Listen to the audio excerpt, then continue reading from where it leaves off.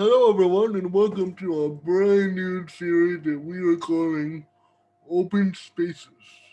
In this new series, we get to talk to people who are looking to renovate their home or their business in order to make it more accessible.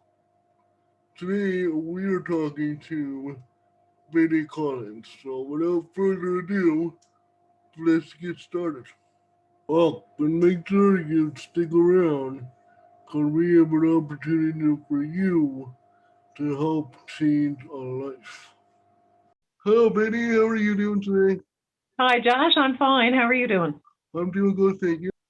Kelly, how are you doing today? Great, thanks.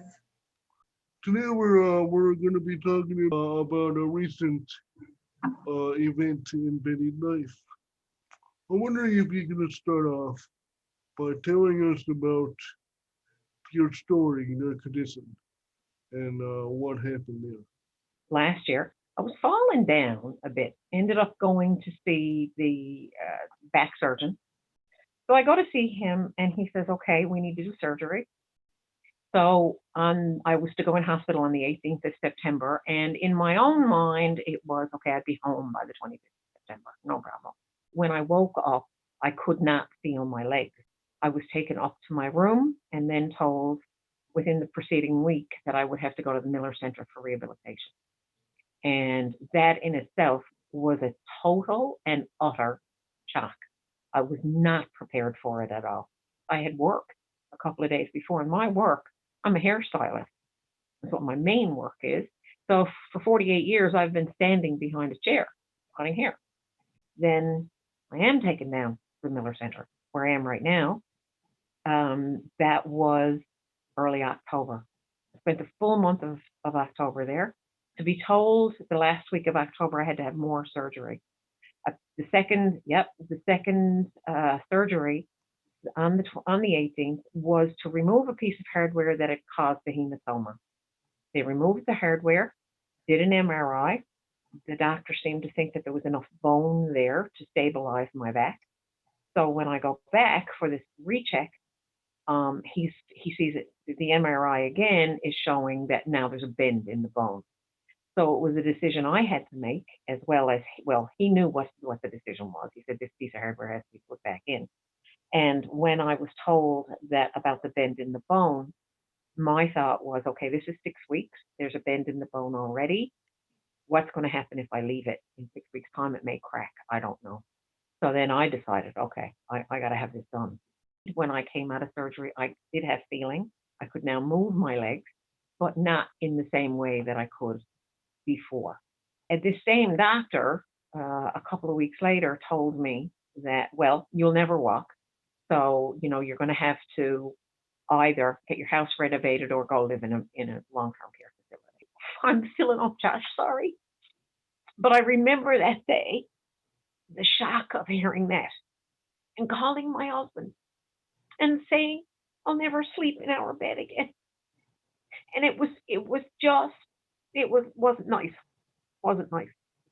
But since that, now I'm back at the Miller Center again and in rehabilitation. And yeah, I am taking a few steps. So guess what? I will walk again. And there ain't nobody going to tell me different. I can relate to that a little bit. With the doctor telling you you're not going to be able to walk. I myself, at a very young age of 10 months old, I was in a car accident that damaged my brainstem.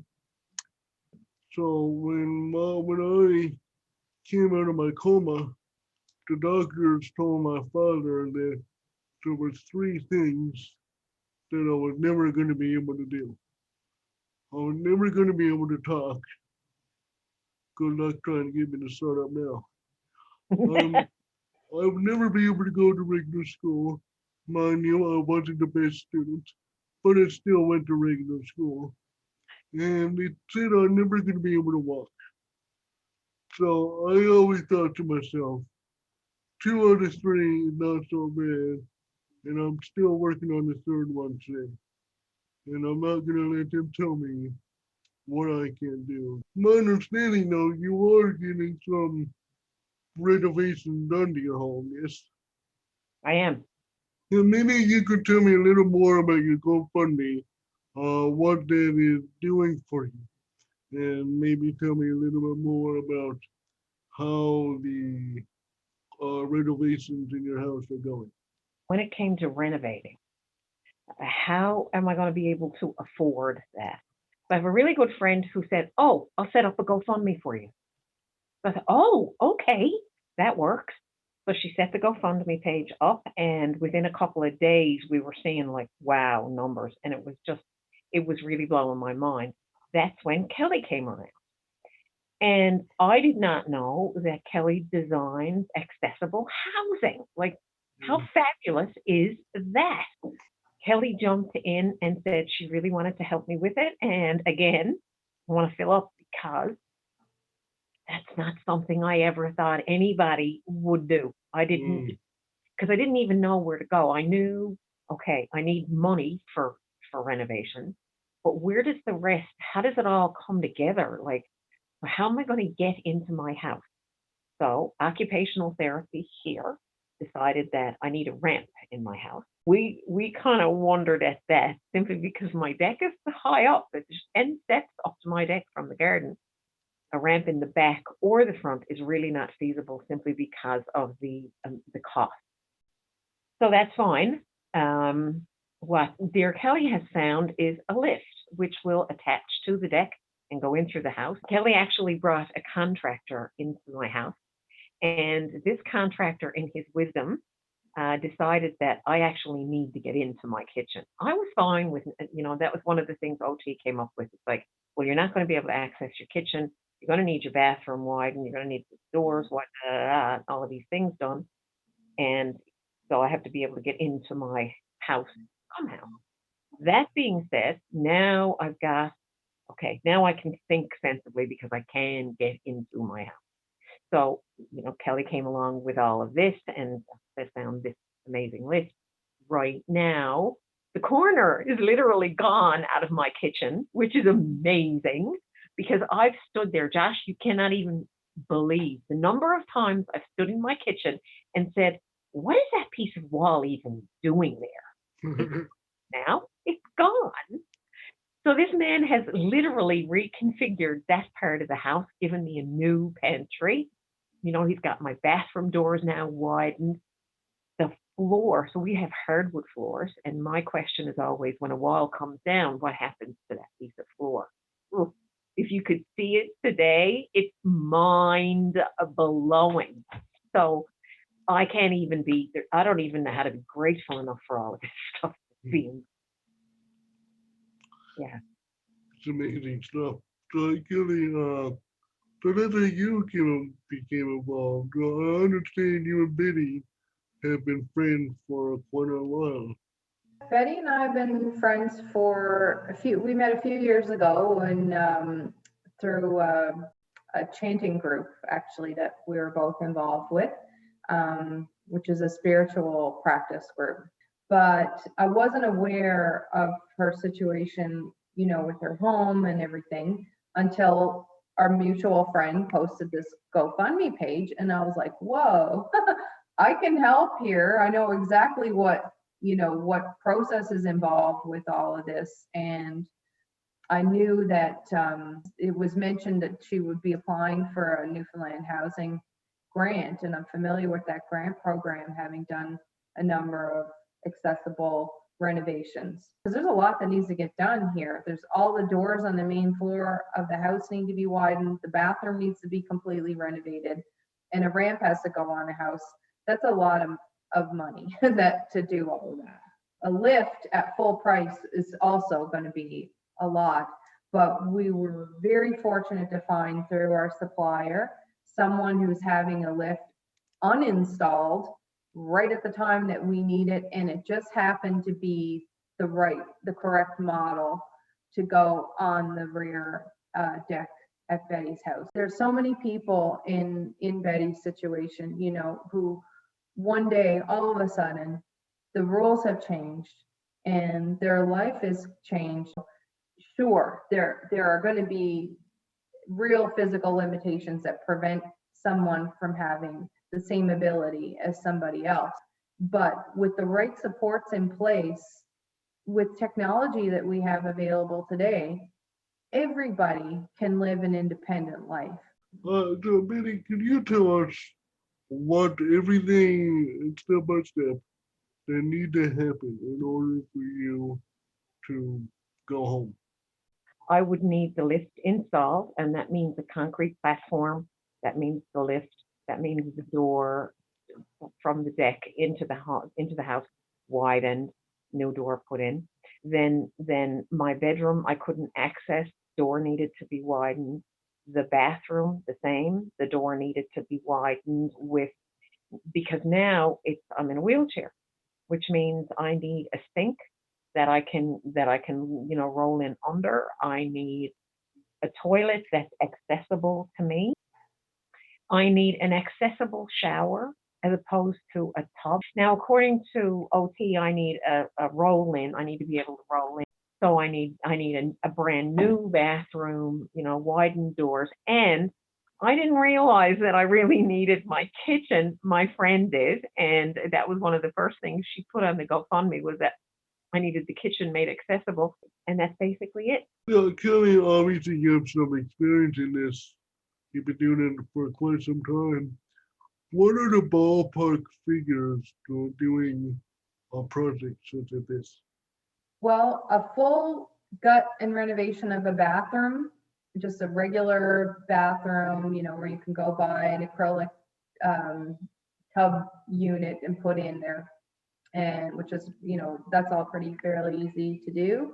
But if you're talking new floors, new walls, new electrical, plumbing fixtures, everything, you're into the 15,000 plus range typically to do that. You can do it for less for sure, especially do it yourselfer people, and getting a good deal on materials and finishes.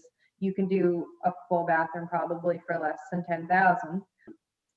Doing a barrier-free shower is a whole other level. And so that alone right there and Betty's GoFundMe, we have a goal of 20,000 for that. And for us to be able to do a full bathroom, widen all these doors, put in a concrete pad, put in a new lift on the exterior of the house, we are going to be able to accomplish that within that 20,000 range is amazing to be able to do that. And that's through the goodwill of many people coming together to make it happen. And we're very fortunate to have professionals that are guiding us in this process. Services that would normally cost thousands of dollars to have. So this is what is making it possible to do it within budget as well, is to have these professional design services, because a lot of times, and just given the time, this needs to happen quickly. So often what happens is in the rush to get things done quickly, you can overlook some design solutions. So we really put a lot of effort into making sure the best design possible and going through process with the occupational therapist to make sure that it's going to meet Betty's needs and all within budget. There's a lot of moving parts there, right, to make this happen. So we're really, really happy with just what we're able to achieve in this case. And now we just need support to have the funds available to make it happen. And we're running with this now, so there's no turning back. And really glad that Betty is so well loved and has so much support from all her friends. And she's very fortunate to have that network of support. And I'm really happy to be on board making this happen. Well, yeah, there's certainly a lot of work to be done. Good to see that there's so many people willing to donate. Unfortunately, we haven't met the GoFundMe goal yet. So please, for anyone who is listening right now, please go support Betty and donate to our GoFundMe page. It would be very much appreciated. So I don't even know how to be grateful enough to everyone who has donated, who has, like Kelly, for all this amazing, all of this. I'm just mind blown. And I keep saying wow, and I want to say thank you, thank you, thank you, thank you, thank you, and I can't say thank you enough. And I've told Kelly 1,000 times, I don't know how to be grateful enough. And even to you, Josh, for asking me to talk with you today. Like, I can't be grateful enough. Thank you so much. And anything I can possibly do for Accessible NL or for Kelly or for you, please ask. If it's within my power, I will, because I'm just over the top grateful. Thank you, thank you, thank you.